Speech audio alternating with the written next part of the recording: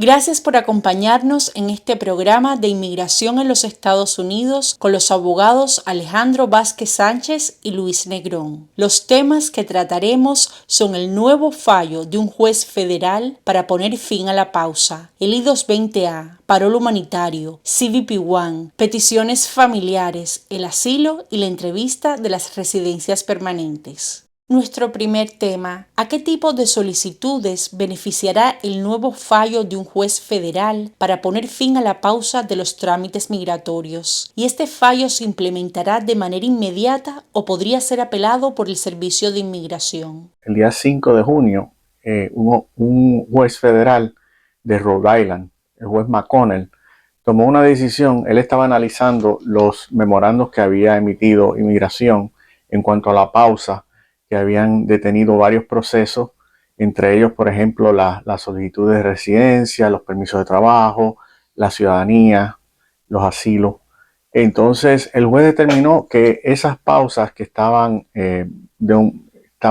siendo irrazonables y no decía un tiempo definido, pues él determinó que eran ilegales. Por lo tanto, eso es algo que va a beneficiar a todas las personas que estén dentro de esa lista de los 39 países que caían dentro de esa disposición, que tenían detenidos sus procesos de inmigración. Vemos que esto normalmente, cuando es una decisión de un juez federal, y como esta decisión puede afectar a nivel nacional, porque él determinó que los memorandos que habían sido analizados son ilegales, pues esto va a afectar a todas las personas que tengan procesos migratorios pendientes, que caigan dentro de esos 39 países. Ahora bien, si lo van a implementar de una forma inmediata, hay que ver cómo Inmigración va a manejar eso. Se supone que sí, que sea de forma inmediata, porque es una decisión que bajó del Tribunal Federal, declarando eso ilegal.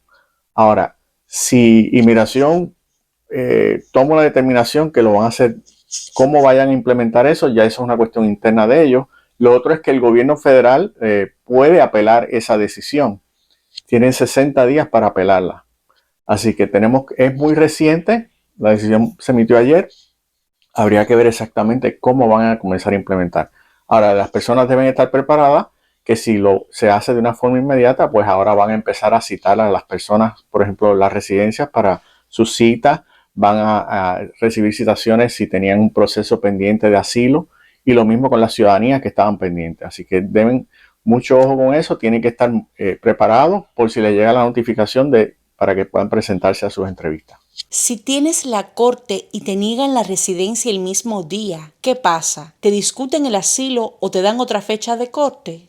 Ok, si tiene una fecha de corte y ya es una audiencia final de mérito, el juez va a discutir todos los procesos que tenga pendientes delante del juez. Si tiene una residencia pendiente, pues se va a discutir ese mismo día. Igual, si tiene el asilo pendiente ese mismo día, el juez tomaría una determinación. No le van a dar una nueva audiencia. Todos los remedios que esté solicitando la persona delante del juez. Si tiene una residencia a la misma vez que la solicitud de asilo, pues el juez decidiría ambas cosas el mismo día. La siguiente pregunta: ¿puedo aplicar a la residencia ahora si tengo corte de I-220A en octubre de 2026? Sí, puede aplicar a la residencia, tendría que hacer el argumento que se está haciendo basado en cómo la persona entró, cómo fue procesada. Ahora vimos que el caso reciente del 11º circuito fue devuelto al BIA, entonces pueden usar eso como un argumento a favor, pero sí, definitivamente lo puede hacer. Soy I-220A. Tengo 4 años aquí. Entré en el 2022. Tuve corte en julio del 2023. Me la desestimaron y apliqué a mi residencia y aún nada. Van a ser 3 años. ¿Qué puedo hacer? Yo le diría en ese caso que espere, eh, porque no se sabe cuándo el Tribunal Apelativo de Inmigración, el BIA, va a tomar una decisión en cuanto a cómo van a manejar los casos de I-220A. Así que yo le diría que por ahora que espere. La siguiente pregunta: mi hija tiene corte el mes que viene y es I-220A. ¿Qué puede pasar con ella? Ok, necesitaría un poco más de información para contestarle esa pregunta, porque no se sabe si presentó un asilo, cómo entró la persona, qué tipo de proceso tiene delante del juez. Así es que necesitaríamos un poco más de información, porque meramente con el hecho que ella tiene I-220A y tiene una fecha de corte, no se sabe exactamente cómo el juez va a manejar eso, porque no sabemos si tiene algún remedio presentado en la corte. La próxima pregunta dice, soy I-220A con corte cerrada este año. Aún estoy esperando por la aprobación de la petición familiar de mi esposa. Si aplico la ley de ajuste cubano ahora, ¿me puede afectar mi petición familiar? Ok, no le afectaría la petición familiar, pero si en un futuro la persona decide que va a continuar con el proceso consular y acumuló presencia ilegal, tuviera que hacer un perdón, un I-601A, pues no puede hacer las dos cosas a la misma vez. Tendría que decidir en su momento si quiere continuar con el proceso del ajuste cubano, la residencia, o si quiere continuar con el proceso consular de pedir el perdón I-601A, porque una cosa excluye la otra. No puede tener ambos procesos a la misma vez. Soy I-220A, nunca he tenido corte. Llevo casi 5 años, pero apliqué a la ley de ajuste cubano. ¿Qué debo hacer? Okay. Esa pregunta es parecida a la anterior que habíamos contestado. Debe esperar porque estamos en espera de lo que el Tribunal Apelativo de Inmigración, el BIA, dictamine en cuanto a este tipo de casos. Puede ser que baje una decisión favorable y entonces ya ahí yo le diría que proceda, tratar de hacer algún tipo de gestión delante de inmigración para que vea por qué no han adjudicado su caso. Pero mientras tanto yo le diría que espere. En otra pregunta nos plantean, soy del parol humanitario y estoy todavía esperando a que me aprueben la residencia o el permiso de trabajo. Tengo miedo de que si demando o hago mandamus me lo tengan en cuenta en inmigración y me pueda afectar mi caso. ¿Puede afectarme?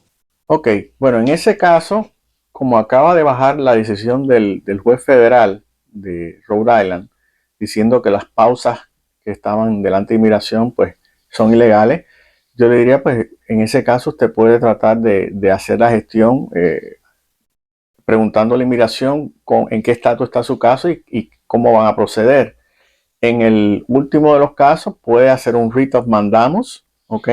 Y si es un tiempo irrazonable, puede alegar que es una demanda personal que usted le haría al gobierno federal para que ellos tomen una decisión en su caso y que expresen por qué se han tardado tanto de una manera irrazonable.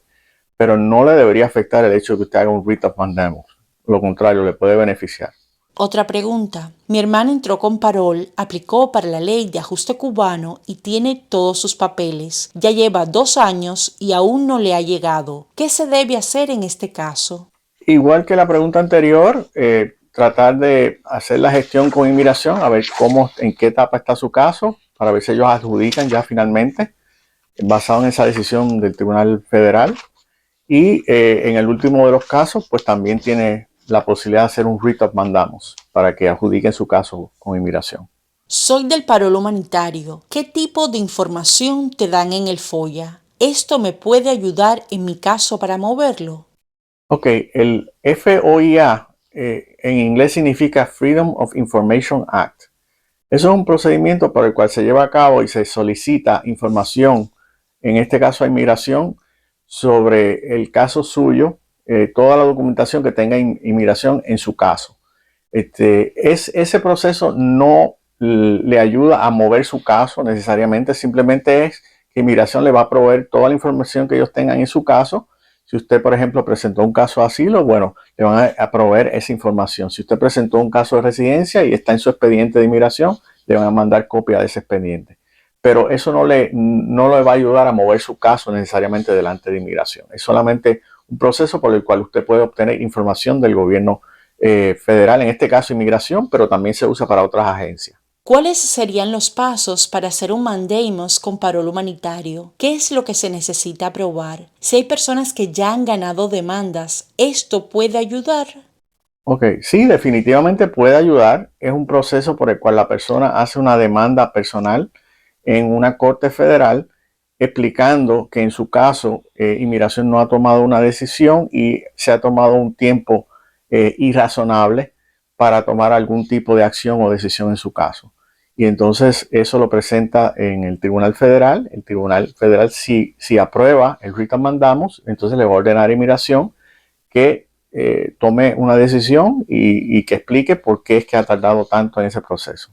Pero debe entonces inmigración inmediatamente debe tomar algún tipo de acción en su caso o emitir una decisión. ¿Los permisos de trabajo del CBP-1 siguen en pausa? Bueno, ahora con esta nueva decisión que bajó del Tribunal Federal, del juez McConnell, entendemos que todos esos procesos deberían ya no estar en la pausa. Va a depender de cómo inmigración tome cartas en el asunto y vaya a implementar esta nueva decisión del Tribunal Federal. Como mencionamos anteriormente, hay una posibilidad de que el gobierno apele la decisión. Tendrían 60 días para hacer una apelación. Soy cubana con CBP. En un caso como el mío, ¿qué argumentos podrían dar para no dar la residencia?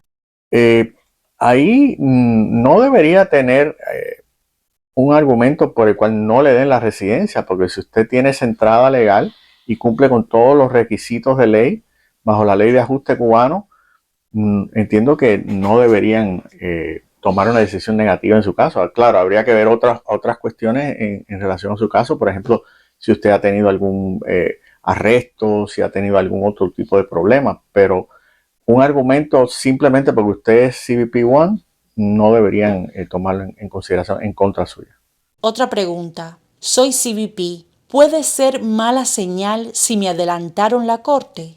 Ok, eso está pasando mucho, específicamente en la Corte de Inmigración de Miami, porque han contratado nuevos jueces y casos, le puedo hablar por experiencia, porque teníamos casos aquí en la oficina que estaban para el 2030, para el 2029, y hemos recibido notificaciones que nos han adelantado esos casos para, por ejemplo, diciembre del 2026, 2027, o sea, eso está pasando mucho. Pero no es necesariamente una señal negativa, pero sí es algo interno del tribunal que como han contratado nuevos jueces, pues los jueces que tenían una carga de trabajo muy grande y estaban poniendo los casos para unas fechas muy lejanas, pues están adelantando esa fecha. Entonces es importante que las personas estén muy atentas a sus casos en corte, que no vaya a ser que le adelanten el proceso. Otra persona nos pregunta, soy CBP y tengo pendiente mi caso de asilo, la I-130 de mi esposo y presenté la ley de ajuste. ¿Es recomendable solicitar el cierre de mi corte ahora? Bueno, si tiene un proceso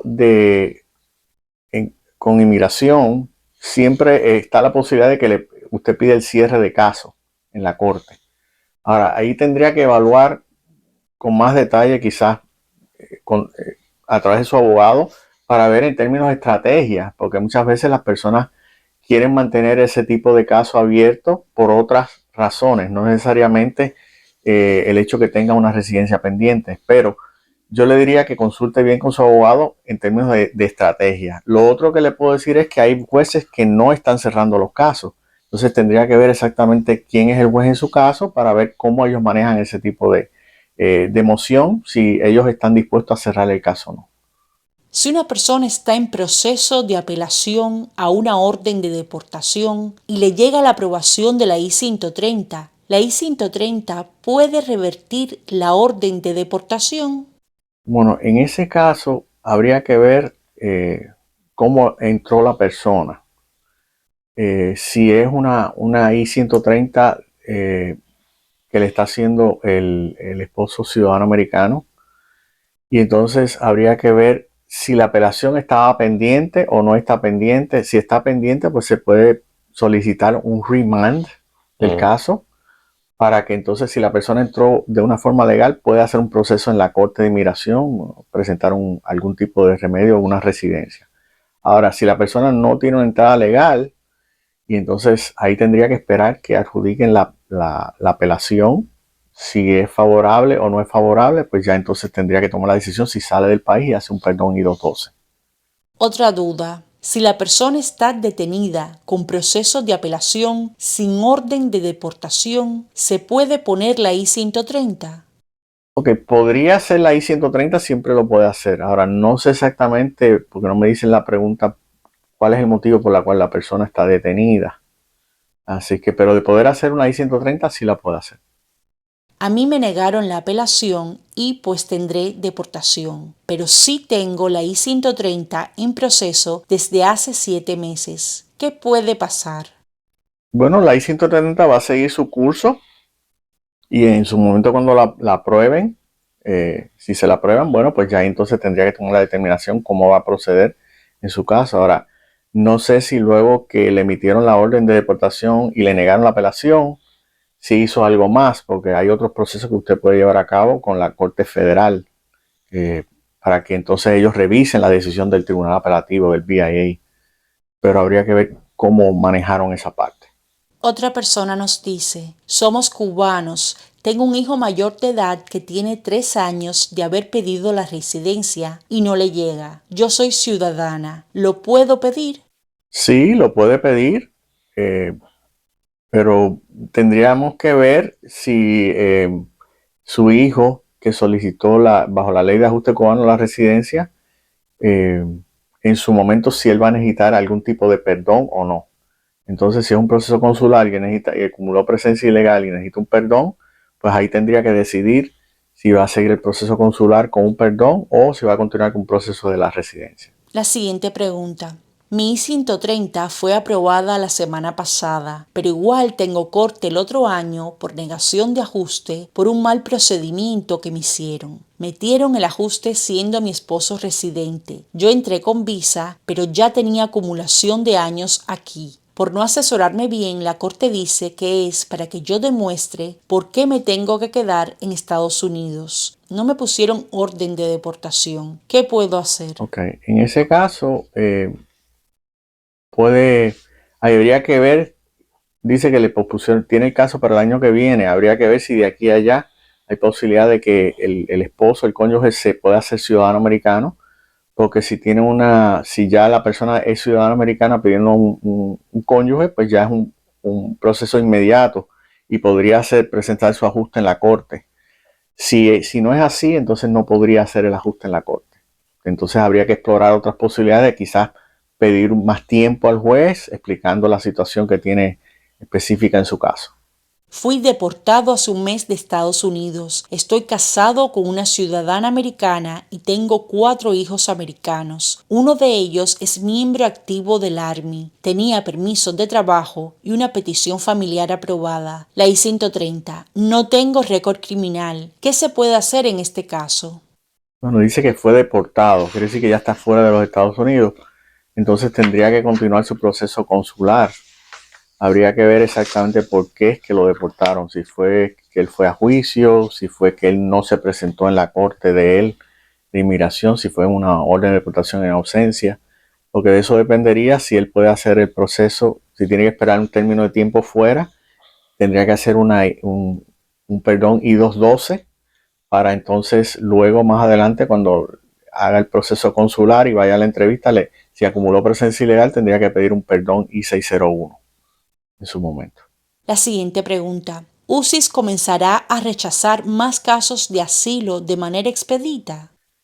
Sí, hay un reglamento que quiere pasar la administración Trump por el cual le dé la potestad a los oficiales de inmigración que cuando lleguen las solicitudes de asilo, ellos sin dar ningún tipo de entrevista puedan rechazar la solicitud. En estos casos, como por ejemplo, si la persona presentó el asilo fuera del año, entonces ahí ese nuevo reglamento interno que quieren implementar le permitiría al oficial sin ningún tipo de entrevista rechazarlo y podrían poner a la persona directamente en un proceso de deportación en la corte.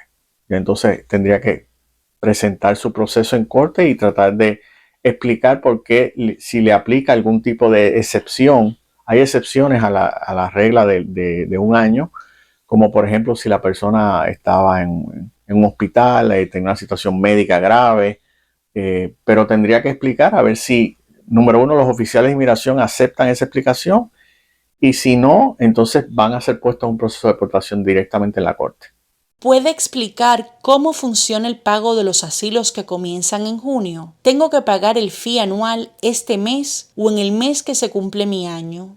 Ok, normalmente es en el mes que se cumple el año desde que usted presentó su asilo. Ok, ahora, si me permite, le voy a leer aquí lo que dice en en el website de inmigración, dice, toda persona que haya tenido una solicitud de asilo pendiente durante todo el periodo entre el 1 de octubre del 2024 y el 30 de septiembre del 2025 debe pagar el Annual Asylum Fee. ¿Ok?